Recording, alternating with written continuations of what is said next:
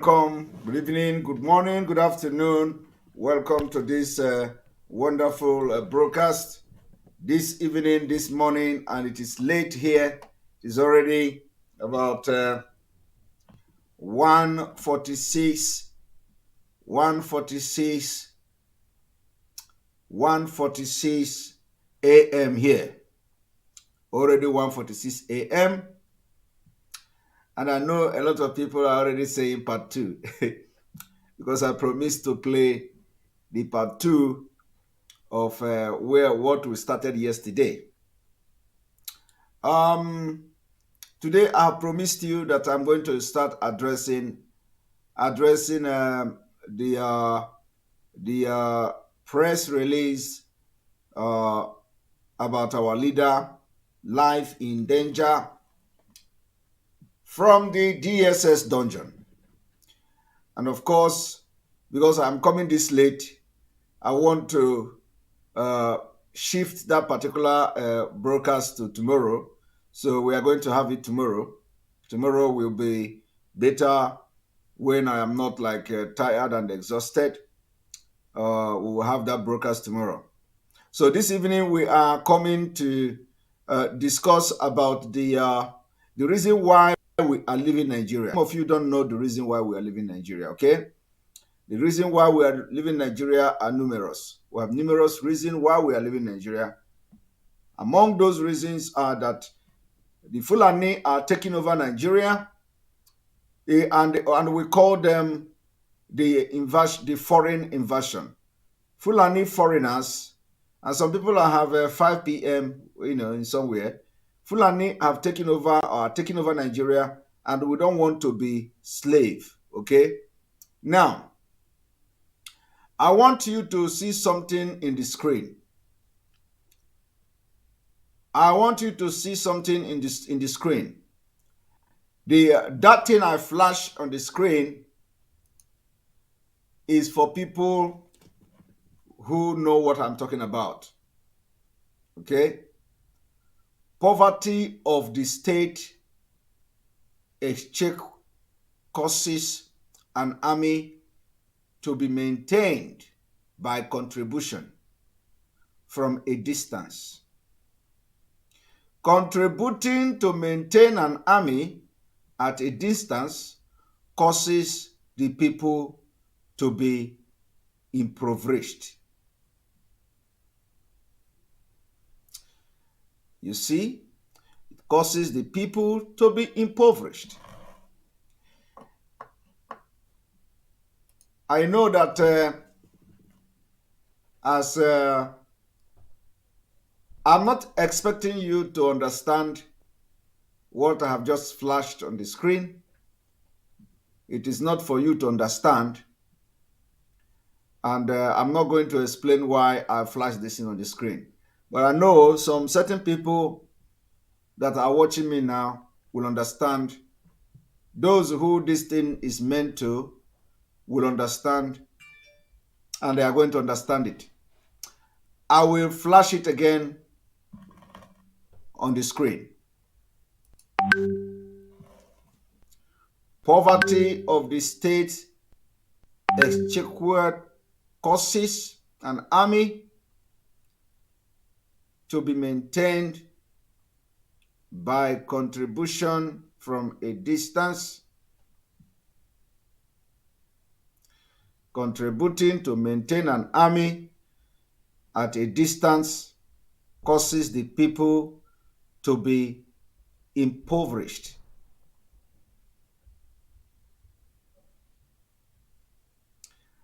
Because we know the condition we are into, people will not understand.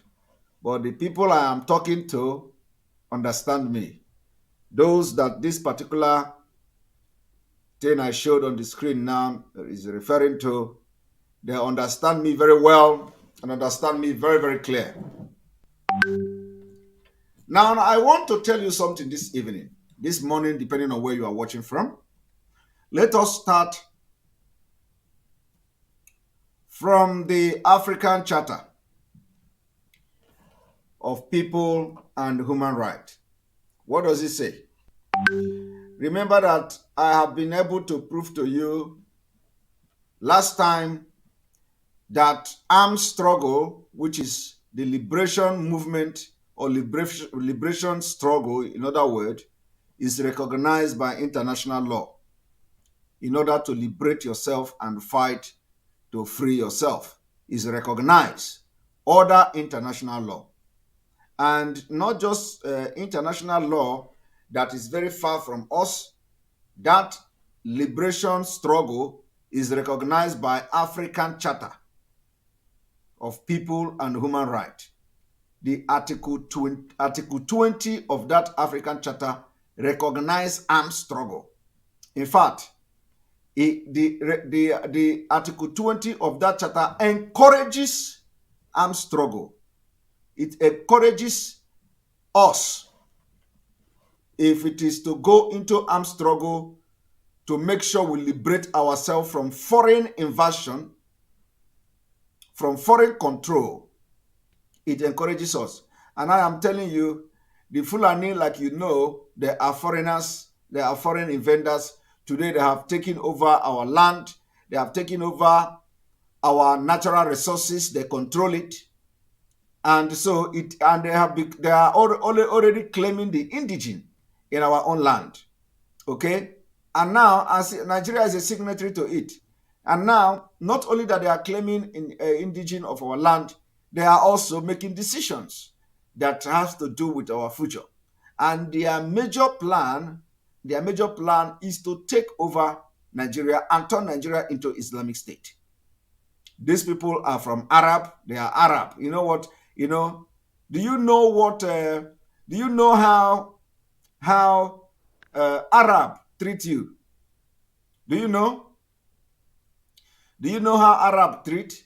Not all Arab are not bad, because not the fake and wicked Arab. I am going to show it to you today. You see, sometime when these things are happening, you need to open your eyes and open your sense of reasoning. So, the Article 20 of that African Charter of People and Human Rights encourages we, the African people, to go into liberation struggle, which involve armed struggle, to liberate yourself from the foreign invasion and the domination. Now, I have been able to prove with different exposition that Fulani conquest of Nigeria is a foreign invasion. It's a foreign invasion of our land, and we must understand the language these people understand is the language they are coming with. So we must make sure we'll be able to stand them with equal and opposite force. Now, they have been able to hijack our natural resources, the oil production, the oil exploration, the oil exploitation, and everything that has to do with natural gas. As I talk to you today, a Fulani man is one of the richest in Nigeria. In fact, I told you people that I will expose that one that is coming from Abuja to Bonny every day to work in Niger Delta, the place they name Niger Delta, Biafra. They name Niger Delta. He come with helicopter every day. He come with helicopter every day from Abuja. And the expenses or the upkeep of this man who reside in Abuja, because the only thing that Niger Delta is good is to milk the oil, is not a place to live. Niger Delta is not a place to live. So what did they do? They live in Abuja and work in Niger Delta. So I have come to show you in the same African Charter of People and Human Rights, which Nigeria is signatory to, what it has to say about the foreign invasion. Because everything we are going to do is backed by law, both international and local law. Both international and local law. Thank you very much, Alina Katan from Finland. I can see you. It is 1:56 a.m. in Finland. You are correct. And you are not sleeping. This is Saturday. We are going to sleep very soon. I just want to do this thing very quickly so our people can begin to think and ponder over it. Now, let me show you this particular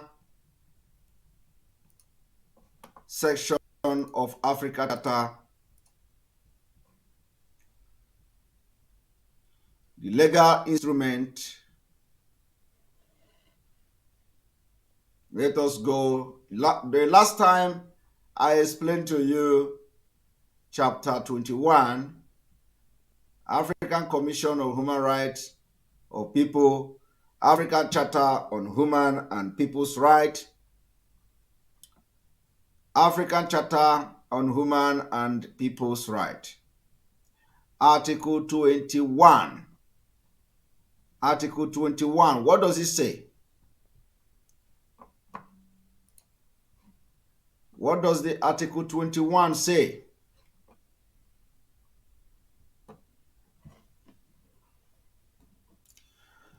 Article 21 of the African Human and People's Rights says as follows.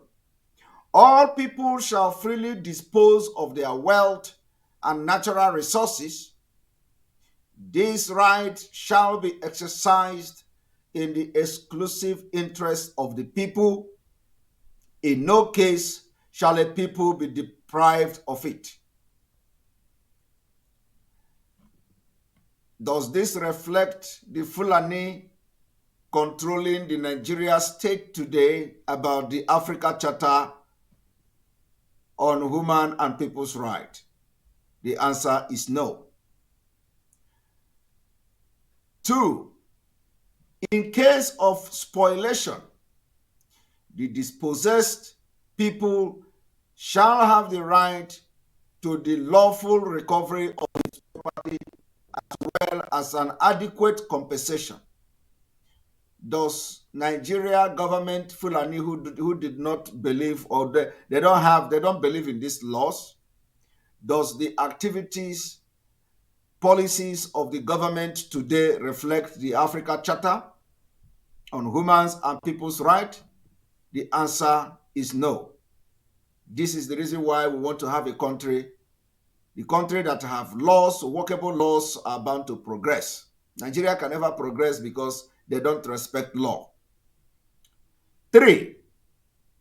The free disposal of wealth and natural resources shall be exercised without prejudice to the obligation of promoting international economic cooperation based on mutual respect, equitable exchange, and the principles of international law. Did you see that? This number 3 emphasizes on the free disposal of wealth and natural resources.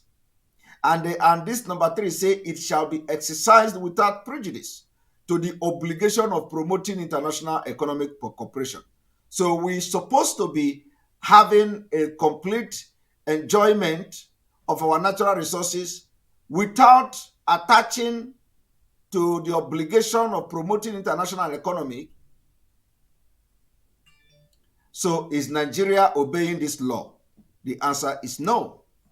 Today, Nigeria controlled by Fulani, then they have what you call subsidy.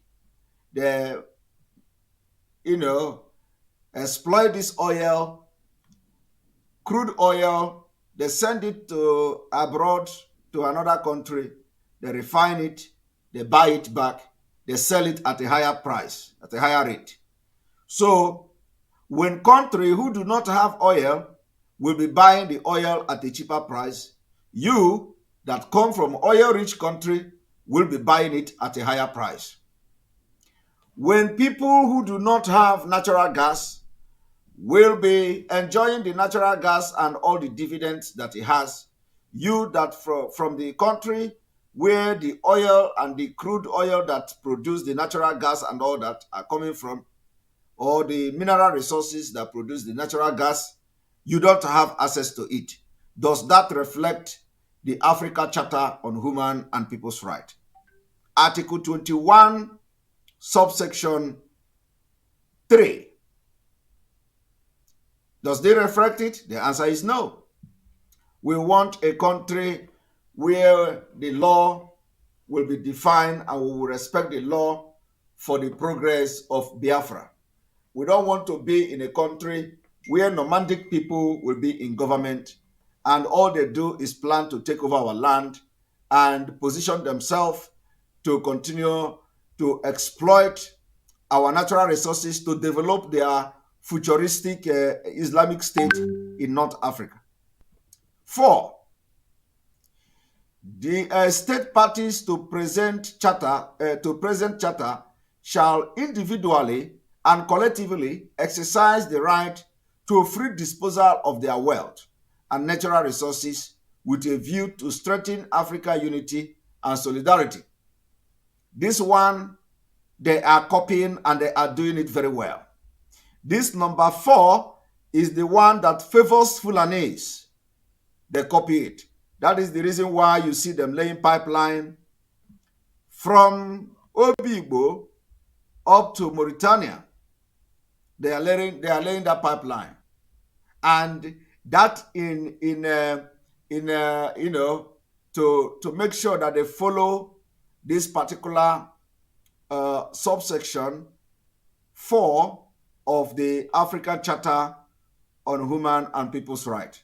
It says state parties to this present charter, which is Nigeria is a signatory to this present charter, shall individually and collectively exercise the right to free disposal. Free disposal is laying the pipeline from Obibo to Chad, from Chad to Niger, from Niger to all of them to all the Northern Africa, from there to Mauritania. Free disposal of their wealth. They are exercising this particular chapter and this particular section of this charter because it is going to favor them in their Islamic state. The natural resources shall be disposed freely to strengthening Africa unity.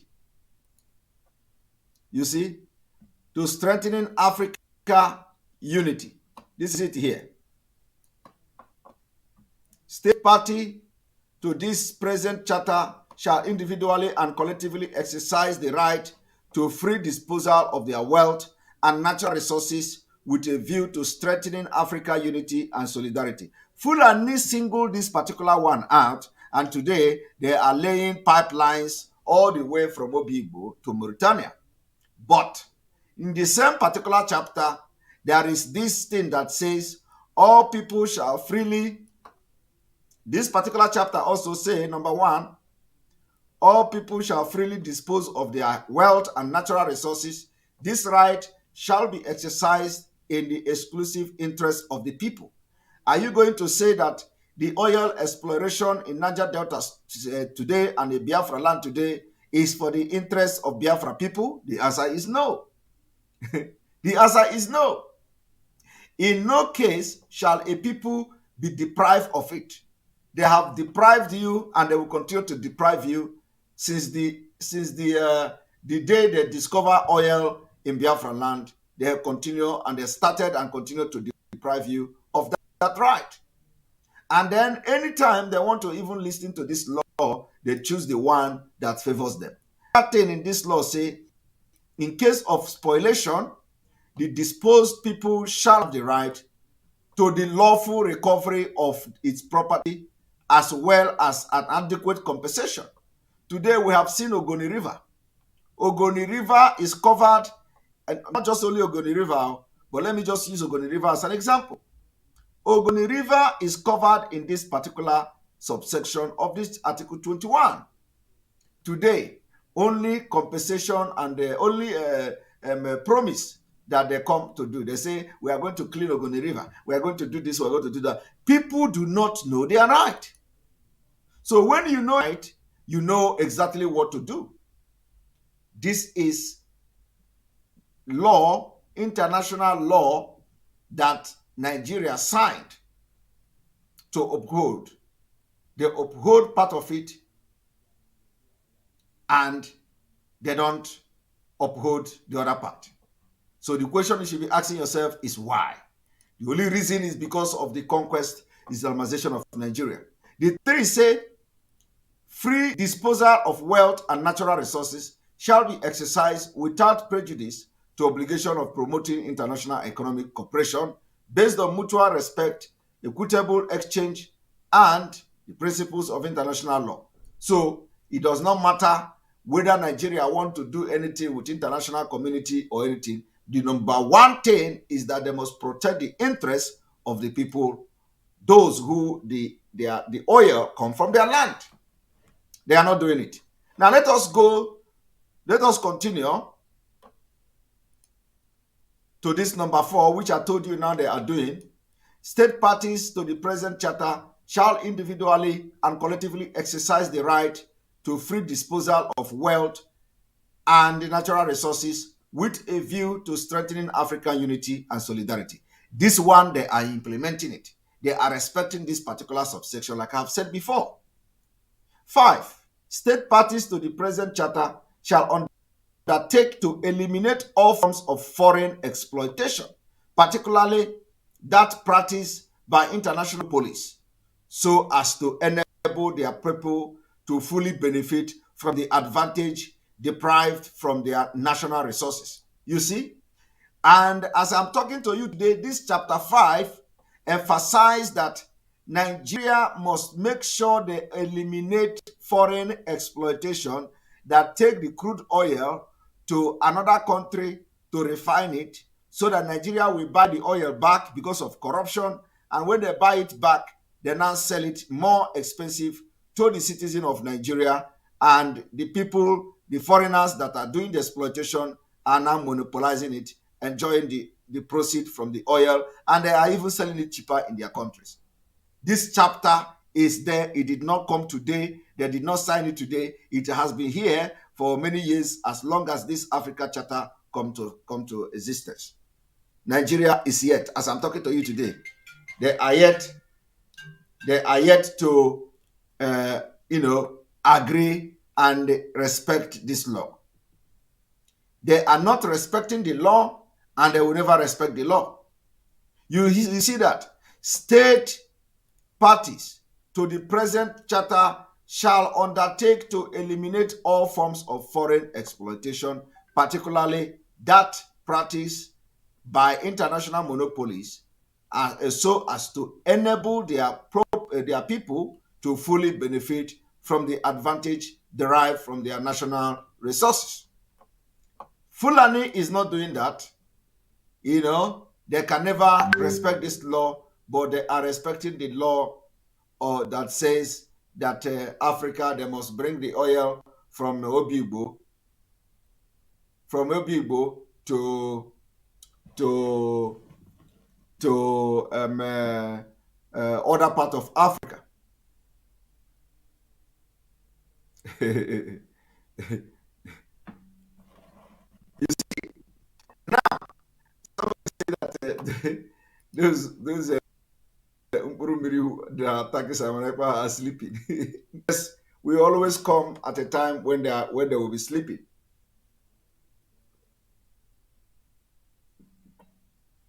This is Saturday, and of course, like I just decided to come, to do this small exposition, because I promised to come and explain and analyze the statement coming from our legal counsel about our leader health and the condition and situation in the DSS dungeon. And I'm going to do that tomorrow, when I will be very, very bright and all that. So I want you to think over what you've just heard from me about this particular incident. Now I want to bring in the chapter 2 of what we were talking about yesterday. One moment.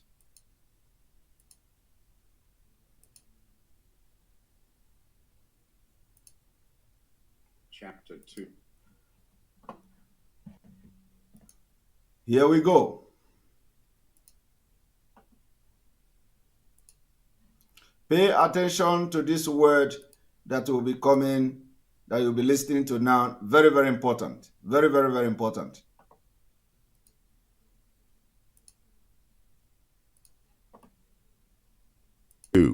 Waging war.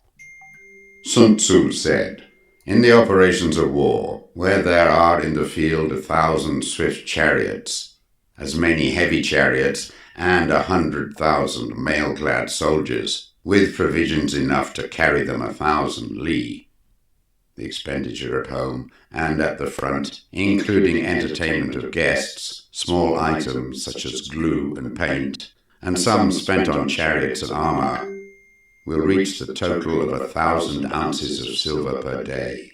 Such is the cost of raising an army of 100,000 men. When you engage in actual fighting, if victory is long in coming, then men's weapons will grow dull, and their ardor will be damped. If you lay siege to a town, you will exhaust your strength. Again, if the campaign is protracted, the resources of the state will not be equal to the strain. Now, when your weapons are dulled, your ardor damped, your strength exhausted, and your treasure spent, other chieftains will spring up to take advantage of your extremity. Then no man, however wise, will be able to avert the consequences that must ensue. Thus, though we have heard of stupid haste in war, cleverness has never been seen associated with long delays. There is no instance of a country having benefited from prolonged war. It is only one who is thoroughly acquainted with the evils of war that can thoroughly understand the profitable way of carrying it on. A skillful soldier does not raise a second levy, neither are his supply wagons loaded more than twice. Bring war material with you from home, but forage on the enemy. Thus the army will have food enough for its needs. Poverty of the state exchequer causes an army to be maintained by contributions from a distance. Contributing to maintain an army at a distance causes the people to be impoverished. On the other hand, the proximity of an army causes prices to go up, and high prices cause the people's substance to be drained away. When their substance is drained away, the peasantry will be afflicted by heavy exactions. With this loss of substance and exhaustion of strength, the homes of the people will be stripped bare, and 3/10 of their income will be dissipated.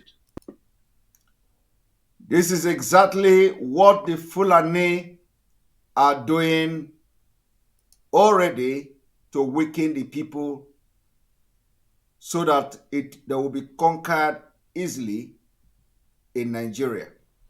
That is the reason why when we say sit at home, you have been inflicted with pains and hunger. When we say sit at home or bring any kind of idea for civil disobedience, you are more interested in your day-to-day and hand-to-mouth feeding, because Fulani have run the government and the policy of the government to make it impossible for you to stay, that you can stay in your home without going out to look for what to eat.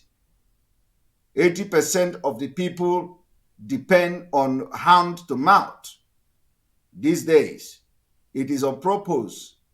And this is the reason why you must understand that the more you fight to stop this, the better for you. If you want to continue to maintain and rely on your inability to feed your family yourself, and for that reason, you rather stay like that, and the information and the situation continue to deteriorate, you are going to end up being in hell at the end of the day. So what you hear here now is exactly what the Fulani have done with their policy. They make sure that they crash the economy. It is called economic jihad. They make sure that price of commodities and food are very high. They don't provide any alternative. They make sure price of fuel is high, and it is a long time coming. They have planned this thing for many decades, and today it is even fighting for them. So when when the jihadis come to Nigeria, they want to kill you. The government don't even need to do anything. It is you that will rebel against yourself.